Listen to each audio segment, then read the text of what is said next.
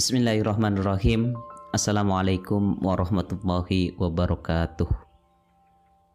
Di dunia yang penuh dengan informasi, gosip, kabar viral, dan tren yang datang silih berganti, kadang kita tidak sadar bahwa kualitas hidup kita tercermin dari satu hal sederhana, apa yang kita pikirkan sehari-hari. Nah, berangkat dari pertanyaan ini, saya menemukan kutipan menarik dan punya makna yang mendalam, yaitu pikiran kuat membahas ide, pikiran biasa membahas peristiwa, dan pikiran lemah membahas orang. Oke, baik, mari kita bedah kalimat ini satu demi satu dengan pendekatan spiritual, reflektif, Al-Quran, hadis, dan nasihat ulama. Pertama, pikiran kuat membahas ide. Pikiran yang kuat, strongman, bukan hanya tentang IQ tinggi atau kemampuan logika yang hebat. Pikiran kuat adalah pikiran yang berani melampaui realitas saat ini dan membayangkan sesuatu yang belum terjadi, lalu memperjuangkannya. Mereka berpikir besar, melampaui dirinya, dan berusaha memberikan nilai. Mereka bertanya, bagaimana agar hidup ini semakin baik? Apa solusi terbaik untuk mengatasi kemiskinan? Bagaimana membangun masyarakat yang damai dan penuh kasih? Mereka tidak puas hanya dengan menerima keadaan. Mereka menyemai ide, karena dari ide lahirlah perubahan. Allah Subhanahu wa Ta'ala berfirman, sesungguhnya Allah tidak akan mengubah keadaan suatu kaum sampai mereka mengubah keadaan yang ada pada diri mereka sendiri. Perubahan besar dimulai dari pikiran. Nabi Muhammad SAW adalah contoh utama. Beliau datang ke masyarakat jahiliyah yang penuh penyembahan berhala, diskriminasi, dan kekerasan. Tapi beliau membawa gagasan besar, tauhid, keadilan, dan rahmat. Dunia berubah karena itu. Itulah mengapa Imam Al-Ghazali memberi nasihat, jika kamu ingin mengubah dunia, mulailah dengan mengubah dirimu, sebab perubahan hakiki datang dari dalam.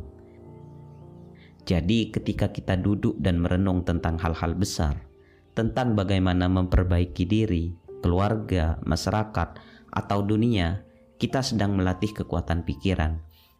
Kita sedang hidup dengan kesadaran spiritual yang tinggi. Oke, baik, sekarang yang kedua, pikiran biasa membahas peristiwa. Di tengah hiruk-pikuk dunia, banyak dari kita terjebak dalam arus kejadian, berita politik, gempa, kecelakaan, konflik, olahraga, dan sebagainya. Ini bukan hal buruk. Membahas peristiwa menunjukkan kita sadar akan realita. Tapi jika hanya berhenti pada apa yang terjadi, tanpa bertanya mengapa dan bagaimana, maka kita hanya menjadi penonton pasif. Pikiran biasa akan selalu bertanya, apa yang terjadi di berita hari ini? Siapa yang menang pertandingan bola antara Real Madrid dan Barcelona tadi malam? Kenapa harga sembako naik lagi? Nah, ini adalah contoh pikiran biasa, hanya membahas peristiwa. Pikiran semacam ini adalah pikiran yang terjaga, tapi belum mendalam. Ia merespon, bukan merefleksikan. Padahal dalam Al-Quran, Allah sering memperingatkan kita untuk mentadabburi peristiwa. Katakanlah, berjalanlah di muka bumi, lalu perhatikanlah bagaimana kesudahan orang-orang dahulu. Jadi, Allah tidak hanya menyuruh kita tahu peristiwa, tapi harus mempelajarinya. Tujuannya ya agar kita mengambil hikmah. Jika tidak, kita hanya menjadi konsumen informasi yang tidak berubah sedikit pun dari hari ke hari. Ibnu Qayyim rahimahullah berkata, setiap peristiwa dalam hidup seorang hamba bila disikapi dengan tafakkur akan menjadi jalan menuju Allah. Maka dari itu kita perlu naik level dari sekedar membahas apa yang terjadi menjadi mengapa hal itu terjadi dan pelajaran apa yang bisa kita ambil. Oke, lanjut. Terus yang ketiga, pikiran lemah membahas orang lain. Nah, yang terakhir ini adalah jenis pikiran yang paling umum dan paling berbahaya, yaitu membahas orang lain. Mengapa berbahaya? Karena seringkali saat kita membahas orang lain, bukan karena ingin meneladani, tapi karena ingin menghakimi, bahkan lebih parah, bergosip, menggunjing, menuduh, dan bahkan sampai pada mencela. Misal begini, dia itu nggak setia padahal sudah punya anak. Kenapa sih dia sombong banget di medsos padahal mobilnya kan cicilan? Aku dengar dia dikeluarkan dari kantor karena kasus ini. Mereka itu sholat nggak ya? Kan dia kerja seharian. Nah, jadi pikiran lemah itu hanya berputar pada manusia lain dengan cara negatif. Sebaik apapun orang, kalau pikiran kita lemah, ya ndak akan ada bagusnya. Ini kan bahaya, dan secara tidak sadar kita sedang menjauh dari Allah karena memelihara penyakit hati seperti hasad, ghibah, dan suudzon, bahkan dengki. Makanya kita harus hati-hati dengan penyakit hati ini, sebagaimana Allah Subhanahu wa Ta'ala memperingatkan, "Wahai orang-orang yang beriman, jauhilah banyak dari prasangka, karena sebagian prasangka itu dosa, dan jangan mencari-cari kesalahan orang lain, dan jangan menggunjing satu sama lain. Sukakah salah seorang dari kamu memakan daging saudaranya yang sudah mati? Maka tentulah kamu merasa jijik." Bayangkan, Allah menggambarkan ghibah seperti kanibalisme. Bukankah ini sangat mengerikan? Imam Hasan Al-Basri memberi nasihat, "Aku tidak pernah melihat seseorang yang lebih banyak membicarakan orang lain kecuali ia sedang melarikan diri dari kekosongan dirinya sendiri." Jadi, seringkali kita membahas orang lain karena tidak tahu harus membahas diri kita seperti apa.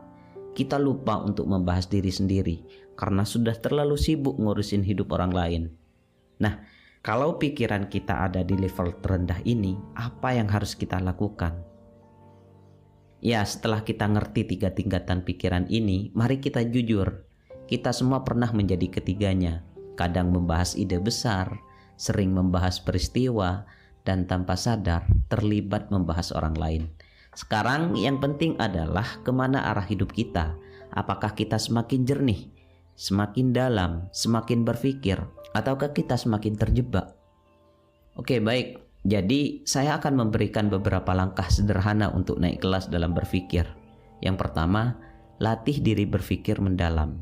Jadi jangan cepat puas hanya dengan tahu kabar terbaru, tapi tanyakan apa dampaknya, apa pelajarannya, apa maknanya untuk hidup saya. Bacalah buku yang membuka cakrawala, dengarkan nasihat-nasihat yang menyejukkan jiwa, bergaullah dengan orang yang membahas nilai, bukan hanya kabar. Kedua, kurangi bicara, perbanyak tafakkur. Rasulullah SAW bersabda, "Barang siapa yang beriman kepada Allah dan hari akhir, hendaklah ia berkata yang baik atau diam." Diam bukan berarti pasif, tapi memberi ruang untuk berpikir, merenung, menyadari apa yang benar-benar penting. Ketiga, tumbuhkan jiwa pencari kebenaran.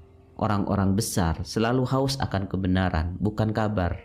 Mereka tidak mencari siapa yang salah, tapi apa yang bisa diperbaiki. Sayyidina Ali bin Abi Thalib radhiyallahu an berpesan, "Lihatlah pada apa yang dikatakan, bukan siapa yang mengatakan." Jadi fokuslah pada esensi, bukan identitas. Dengan begitu, sikap dan jiwa kita akan menjadi tenang. Keempat, jaga lisan dan jari. Di era digital, gibah dan fitnah tidak hanya lewat mulut, tapi lewat jari juga bisa. Seperti komentar, status, tweet, story, semua akan dipertanggungjawabkan. Tidak ada satu kata pun yang diucapkannya, melainkan ada di sisinya malaikat pengawas yang selalu siap mencatat. Oke, baik, jadi mulai sekarang ayo cerahkan pikiran kita. Hidup ini terlalu singkat untuk dihabiskan membicarakan orang, terlalu indah untuk hanya terpaku pada kejadian. Mari menjadi manusia yang membawa cahaya, bukan bayangan, yang memancarkan ide, bukan prasangka, yang membahas nilai, bukan hanya nama. Semoga Allah menjadikan kita bagian dari mereka yang memikirkan hal-hal besar, merenungi hal-hal penting, menjaga lisan dan hati, menjadi mata air kebaikan bagi dunia. Dan terakhir, semoga pembahasan ini bisa kita aplikasikan dalam kehidupan kita sehari-hari. Oke, baik, dari saya sekian, kurang lebihnya mohon maaf. Salam nasihat.